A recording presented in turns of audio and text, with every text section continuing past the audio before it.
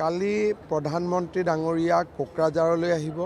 কোকৰাঝাৰৰ পিছত তেওঁ গুৱাহাটীত আহিব।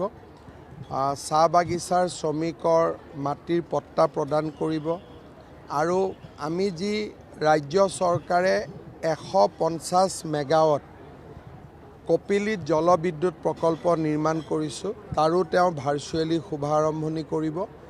আৰু কালি গোটেই দিনটোত অসমৰ কাৰণে প্ৰায় 40,000 কোটি টকা সমপৰিমাণৰ প্ৰকল্পৰ শুভ উদ্বোধন নহ'লে আধাৰশিলা স্থাপন হ'ব।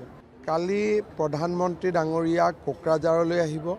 কোকৰাঝাৰৰ পিছত তেওঁ গুৱাহাটীত আহিব।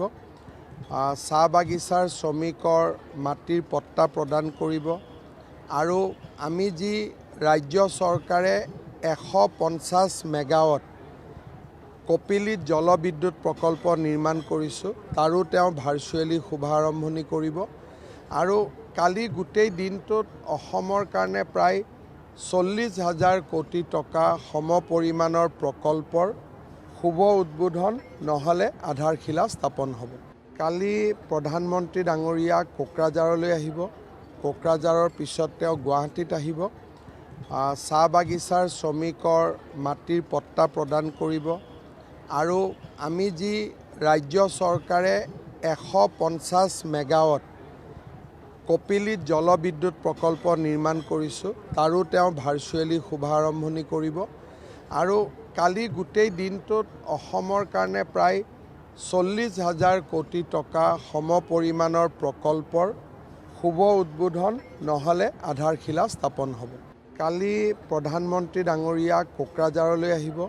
কোকৰাঝাৰৰ পিছত তেওঁ গুৱাহাটীত আহিব।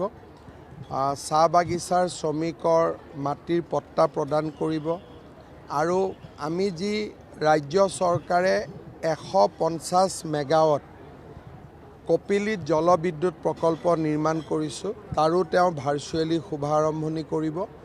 আৰু কালি গোটেই দিনটোত অসমৰ কাৰণে প্ৰায় 40,000 কোটি টকা সমপৰিমাণৰ প্ৰকল্পৰ শুভ উদ্বোধন নহ'লে আধাৰশিলা স্থাপন হ'ব। কালি প্ৰধানমন্ত্ৰী ডাঙৰীয়া কোকৰাঝাৰলৈ আহিব। কোকৰাঝাৰৰ পিছত তেওঁ গুৱাহাটীত আহিব। চাহ বাগিচাৰ শ্ৰমিকৰ মাটিৰ পট্টা প্ৰদান কৰিব আৰু আমি যি ৰাজ্য চৰকাৰে 150 মেগাৱাট কপিলীত জলবিদ্যুৎ প্ৰকল্প নিৰ্মাণ কৰিছোঁ তাৰো তেওঁ ভাৰ্চুৱেলি শুভাৰম্ভণি কৰিব। আৰু কালি গোটেই দিনটোত অসমৰ কাৰণে প্ৰায় 40,000 কোটি টকা সমপৰিমাণৰ প্ৰকল্পৰ শুভ উদ্বোধন নহ'লে আধাৰশিলা স্থাপন হ'ব।